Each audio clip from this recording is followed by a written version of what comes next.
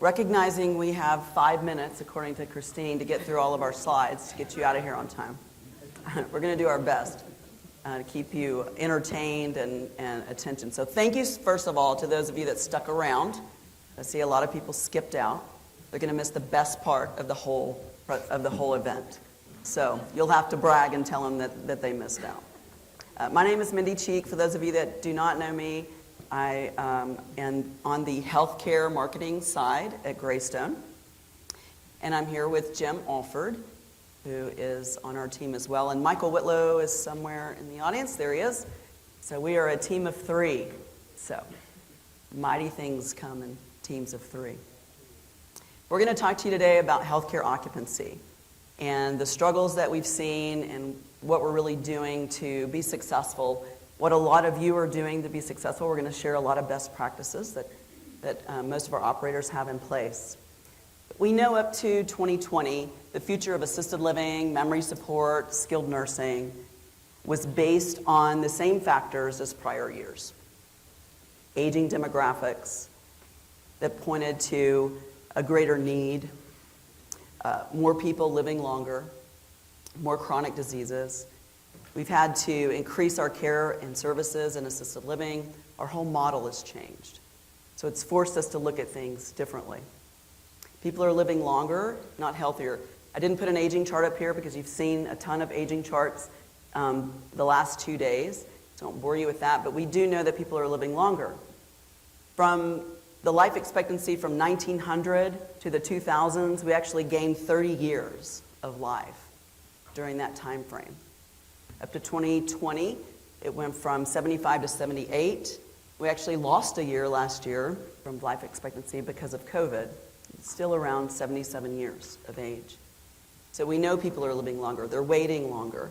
The average age of the leads that we're seeing in assisted living today, where it used to be 85, 86, now is in the 90s.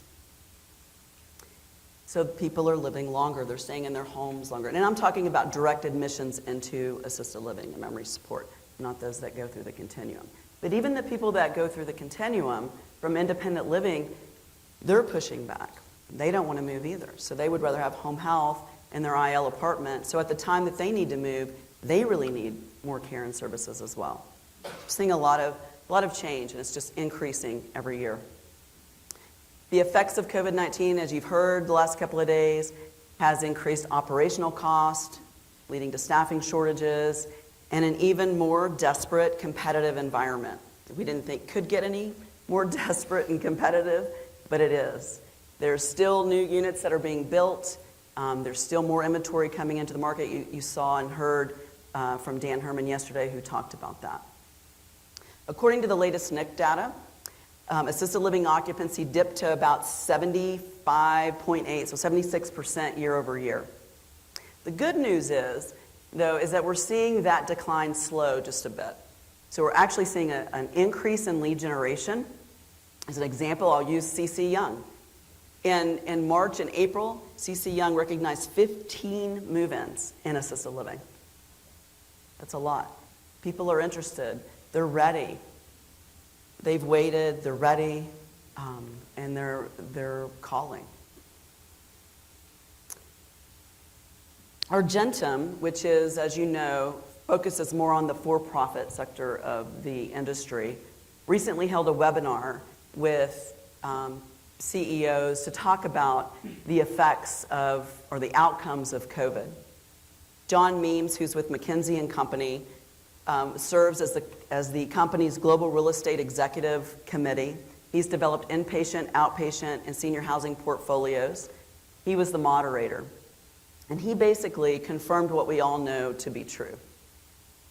Coming out of COVID, what happened is adult children, they now have a micro-focus on what they want and what they need and what their expectations are. It's all about safety, connecting. It's about features, what you can offer. How are you going to keep my loved ones safe? What are they going to do when they're in your community? So they're looking really hard and doing their research, and they want to know, how are you going to keep my loved ones connected with the outside world when they're unable to get out and do it on their own? I mean, let's face it, even taking COVID out of the picture, you have residents in your communities that can't get outside. They're not mobile. Or because of cognitive decline, they can't do it. So how are we keeping them connected? What are we doing? We need to focus on these things. From successful operators and leaders in our communities, these are the focuses that they have. It's all about how do you perform as a community? How innovative are you, or are you willing to be? You heard a lot of this from Justin and Andrew as well. We also look at not only how do we monitor personal health and delivery of healthcare services, but how we convey that to our families and our residents and our prospects that are coming through the door. And how attractive are we to find quality team members, because that's a major issue. But it's not about doing these things. It's about how we're conveying these to our sales teams and how are they selling it to the people that are walking through the door. That's what we have to perfect. You're doing amazing things. And a lot of times your sales team isn't aware of it. They need to know. As we're selling to adult children more for direct admits into AL and memory support, we know because we've talked to adult children. John mentioned yesterday that you can send out a survey and you can make the survey read any way you want it to, right? The best information you're going to get is actually sitting in front of those adult children and asking those questions, which is what we did. And we found the same thing that John Meems said at Argentum.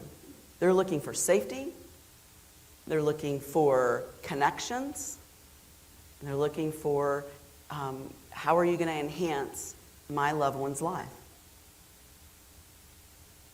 We've seen and we've talked about technology and innovation forever, and some of you are doing it really well, and there's still others that just aren't on board yet. But partnering with technology like It's Never Too Late or CareMerge or other partners out there really helps enhance the lives of our residents. When we have adult children that walk through the community, whether it's assisted living or memory support or even nursing, they're looking at what the residents are doing. They're looking at not only what they're doing, but how engaged they are. And how much investment have you had in your community to actually enhance their lives? How are you connecting them with the outside world? How are you connecting them with things that they are interested in? How we provide human connection to our residents is so important to the overall future of our communities and keeping our residents happy as well as bringing new prospects in. Growing our lead base, gaining interest, touring our communities, moving people in, that's one part of the equation. The other part is keeping them there, right? Because when we have when we have a revolving door, we just have to move more people in. And we all know, I mean, we've got to keep our residents engaged. We have to keep them happy. We have to keep them interested in staying in the community. You have new communities that are being built every day. Construction has not slowed. There's always going to be somebody new. There's always going to be somebody that perceivably looks better. They're going to market that their programs are better, even though we know they're not, right? But there's always going to be that risk of your residents moving out. So we have to keep them happy. If we took a look of an average monthly service fee in each level of living, so assisted memory and nursing, keep in mind that what's on the board, yours may be higher, yours may be lower. This is just an average. But if we had one vacant unit in each of these levels of living, you stand to lose roughly around $24,000 a month. And that's for one unit in AL, memory, and skilled. Now, let's say that you have 5 units that are vacant. It's a lot of revenue. We can't afford to lose this type of revenue. We have to invest in our residents and keeping them there. So what do? Well, we have to develop a strategy, just like anything else. You have a strategy for a lot of things, right? But you have to develop a strategy for the importance of your ultimate success. Now, this sounds very basic and it sounds very assumptive. Of course we have a strategy, right? Of course we do, just like we have a marketing plan. But a lot of times, we can create the best marketing plan or the best strategy. We can print it out, we can hang it on the wall, we can look at it every day. But if we don't take it down and really study it and see if it's working and see if we need to change it, then it's not a successful strategy. A lot of strategies do not give you the results that you're looking for. Some strategies would include market research, competitive analysis, pricing studies, residents' overall health, how you understand your prospects or create urgency to get your prospects interested, as well as team development, coaching, training, and support, not just with your team members, but also with your residents and your family members. Y'all study these acronyms real quick because I'm going to hit you with the barrage of them. So I want you to know what we're talking about. So Mindy talked about strategy.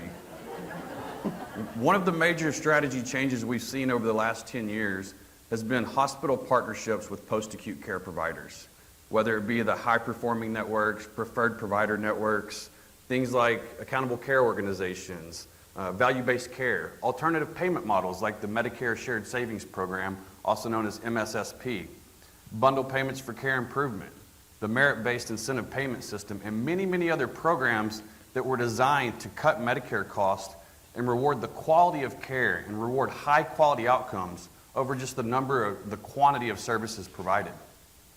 And these programs that I just mentioned, these acronyms that you're going to be hearing, what they have done is they have forced hospitals and post-acute care providers to communicate and do so in a more effective manner. It has become less about the hospital being a dictator who tells us downstream partners what's going to happen, and it's evolved into more of a collaboration where we work as partners from the hospital to physician groups to skilled nursing to home health. And now what we're seeing is assisted living is more involved. And not only is assisted living more involved with the hospital systems, they're getting more involved much earlier in the process. In some markets, we're seeing assisted living residents move in directly from the hospital or after a very short skilled nursing stay.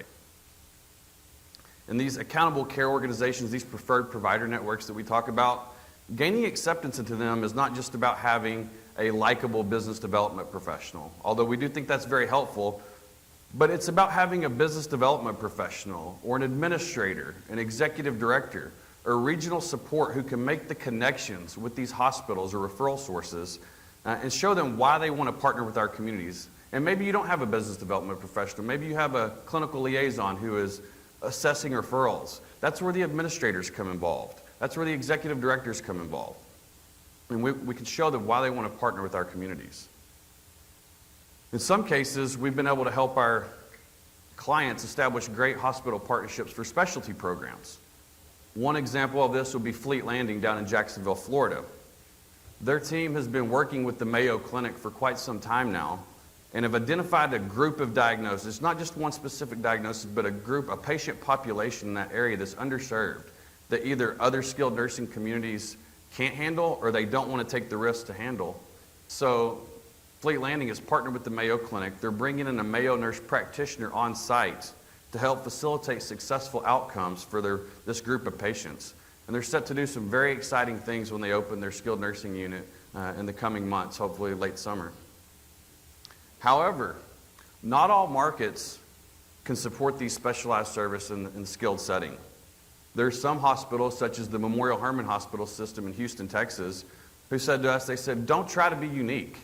Do the basics well and communicate it well. Their message is that you must provide high-quality care if you want to sit at the table, but then you need to prove it to us with stats and data. I think this is critical because if we don't tell our referral sources what we're doing to be successful, if we don't show them our success, nobody else is going to do it for us. So it's upon us to make those connections with the hospitals and referral sources so we can do this. And one example of this is in Houston, Texas at the Buckingham. They don't have a stroke center of excellence or a cardiac center of excellence. But what they do is they do the basics very well, and they communicate it well. And this isn't a knock on the Buckingham saying they just do the basics well. This is what their market is asking for. They've done an excellent job, and because of this, we've been able to join the 3 preferred provider networks and accountable care organizations in the Houston market. And this started before COVID. We had monthly meetings with these hospitals to talk about outcomes, what we were doing, and the Buckingham was always recognized as a top provider. Well, COVID comes around, and we start having weekly calls. we had to put our admissions on pause.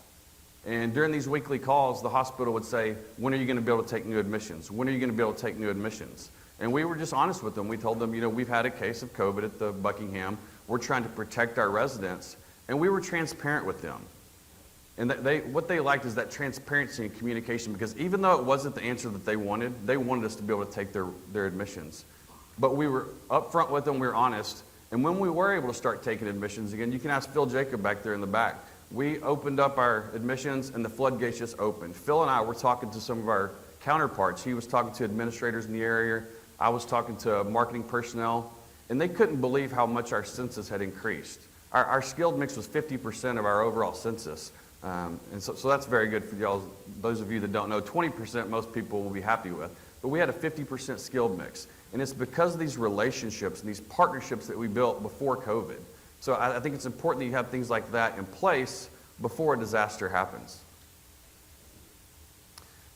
These hospitals and physician networks, they want to try to get the lowest cost for their Medicare dollars, but they also want the most appropriate level of care. And so that's where assisted living is becoming more and more appropriate these days for patient care.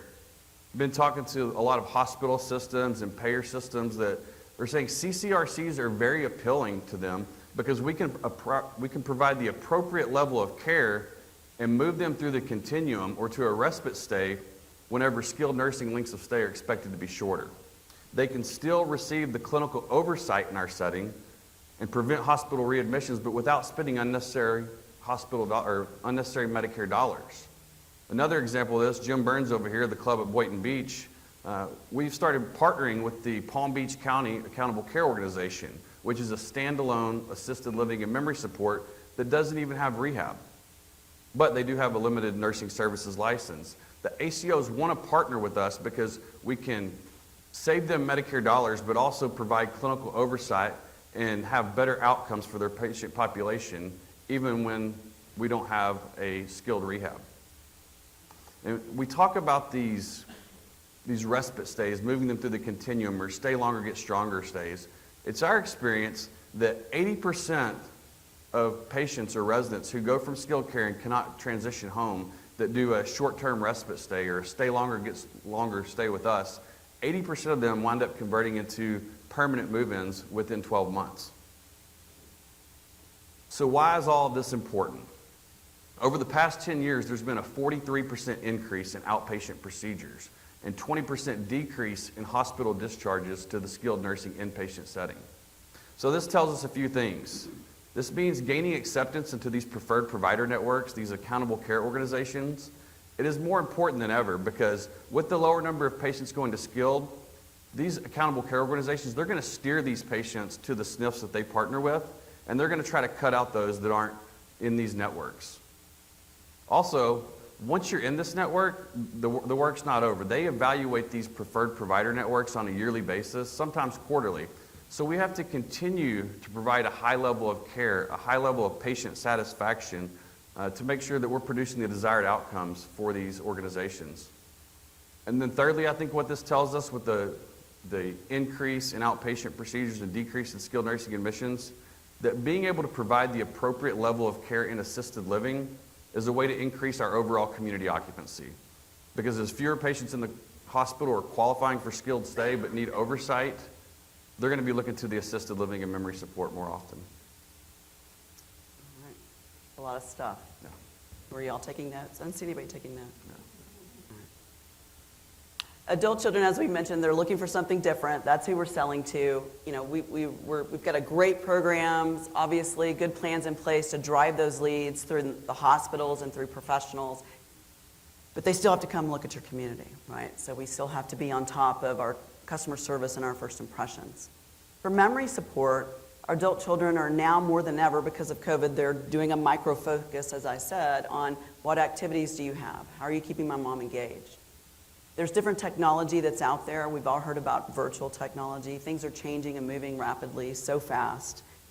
Now they're looking for different things. They want to know, if my mom loves gardening, does she lose that if she moves into memory support? So you have to have those programs in place in order for those things to happen. There's a new technology out there. It's like virtual technology, but it's called augmented technology. Has anybody heard of it? It's pretty cool. And if Bud was in here, I was going to reference him, but I don't see him. But maybe they'll have this up and going when he moves into a senior living community.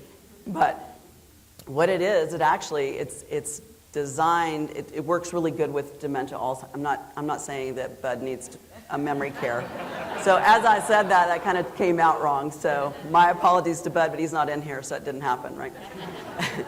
But what it does, though, it reduces the fear of a memory care resident in a community. So they put this augmented reality on, so just like virtual reality, and it changes the space. It creates a space that is familiar to them, like from their home. It shows a staff member as maybe a family member, somebody that they recognize. So it reduces a lot of fear and anxiety.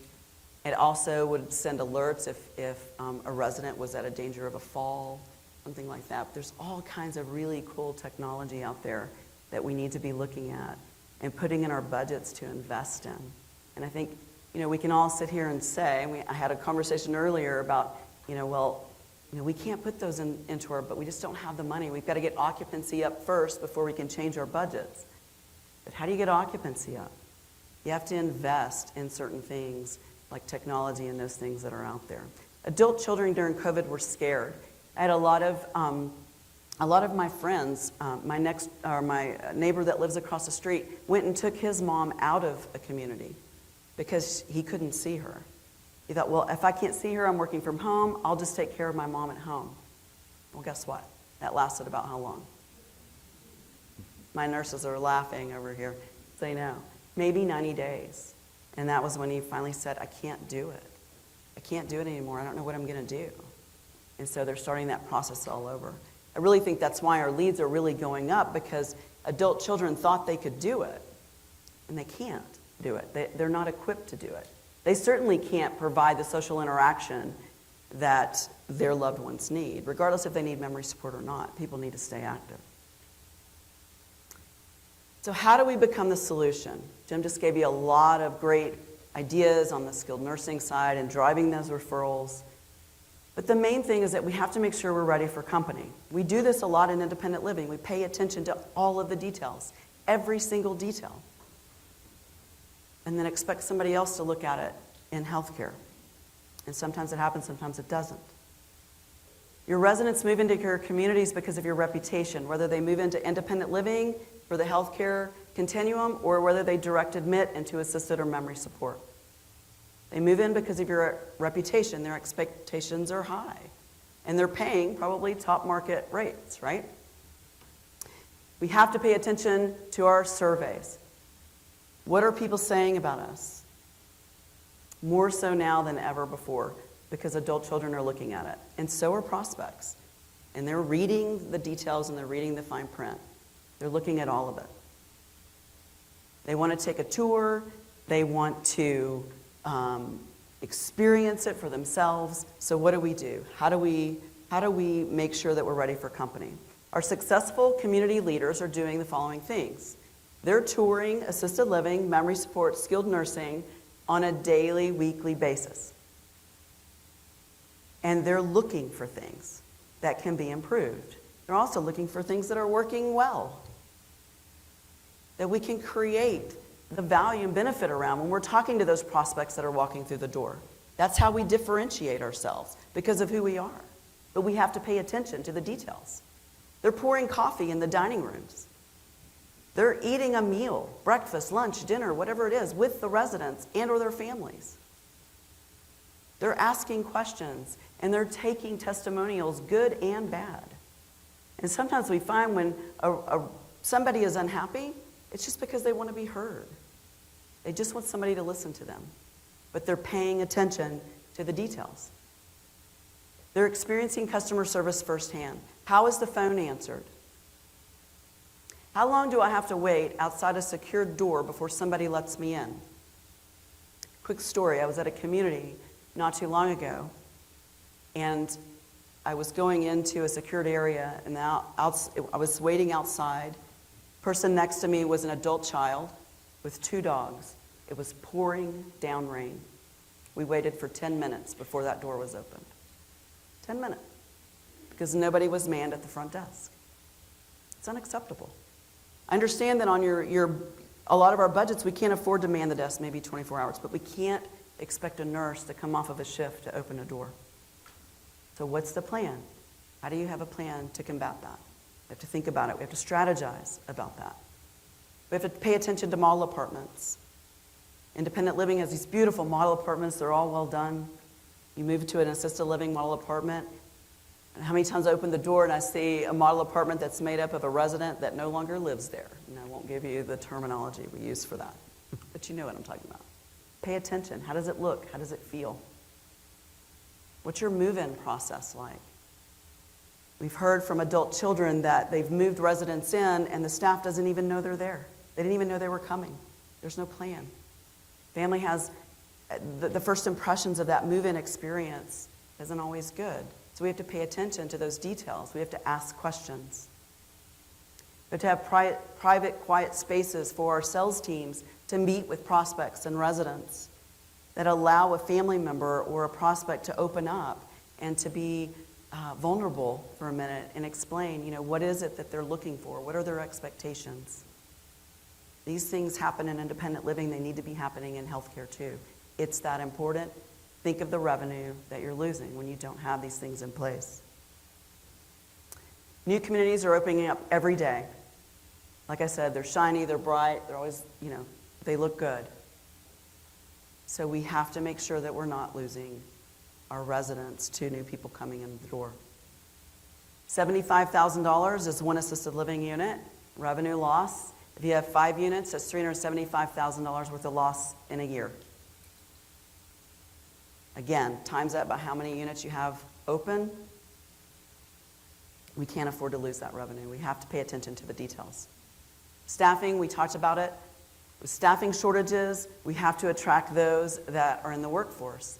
We know that as an industry, we continue to grow, finding leaders and executives, quality executives are getting harder and harder to find.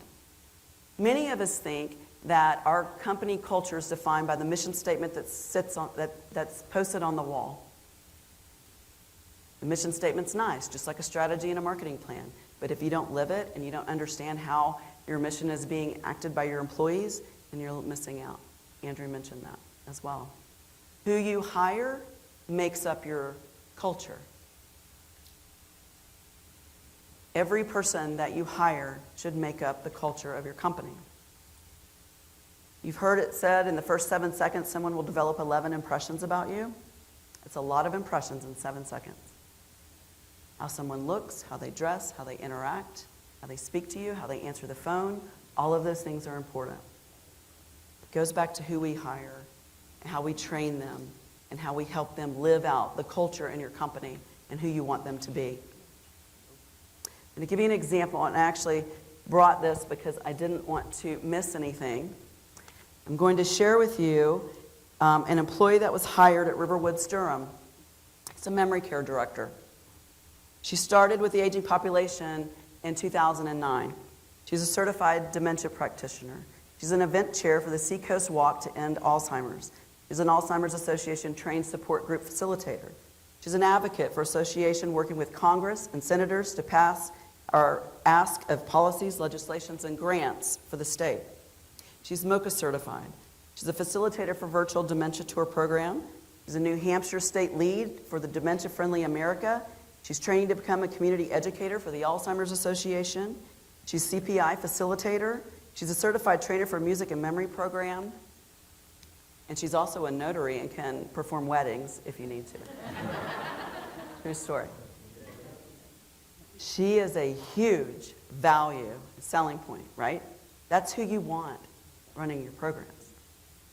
The building, that community opened in September of last year. They are full with a waiting list of about 6 people. It's huge. She's living the culture, right, of the community. These are the people we want to hire. Now, people ask me all the time, why do you love working in senior living? It's not real sexy. Why do you do it? And I say, because there's never a dull moment. I started in this industry 20 years ago. Never one day is the same. which is frustrating sometimes, don't let me lie. But it's also very rewarding. We're doing constant research, constant studies. Things are changing so fast in our industry that it's exciting, right? We all want to make a better place for when our parents get there or for when we get there. We want it to be different, look different. But that's why I do what I do. And I'd be lying if I didn't say I like the competitive and the combative nature of the healthcare market. It's fun to me. I like the competition. But what I really like about it is getting to interact with people who are doing it for the right reasons. Someone like Oliver Von Troll, who he was looking for an assisted living community for his grandmother. And he went to community after community after community and never found anything that he liked. None of it was up to his grandmother's standards. So he did what any of us would have done. He just built his own in honor of his grandmother. And so I like working with people like that who really have their heart in it and are doing it for the right reasons. So how much more our industry will change, who knows? There's going to be regulatory changes, telehealth, concierge services, technology, but Greystone is always looking at ways that the industry is changing and how we can advance and share with our clients and partners. Take this video as an example. This is actually Mark Andrews testing out the latest in what could be resident transportation. I'm gonna be myself, or I could be someone else. No one's stopping me now. I'm gonna skip my breaks, I'm gonna make mistakes. I just wanna feel alive. It's just what I do when I'm out, so. Now, there's nothing Mark won't do. I will tell you that that was actually remote controlled, and Paul Steinhoff had the remote control, so he was actually leading Mark where he was going. So again, no way of knowing where we're going to be 20 years ago.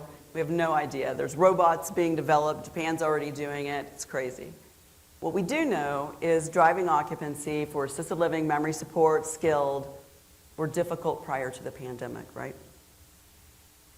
And of course they were difficult during the pandemic. And that's not going to change either. It doesn't matter what you blame it on. It doesn't matter if you blame it on the housing recession or COVID. Every year is going to be more difficult than the last in filling your occupancy. But knowledge is power, right? And COVID taught us one thing, that we're all resilient and that we all can make things happen when we need to. And actually, Terry kind of stole my thunder a little bit. I actually wore a shirt that says, "Make it happen." Because you all made it happen, and you're amazing, and your communities are amazing. So we have to continue to think forward, share with our sales teams what we're doing that's different, so they can then convey that to our prospects and our family members. Hire people that actually bring that to life, bring your culture to life. So here's to the next 20 years. Thank you.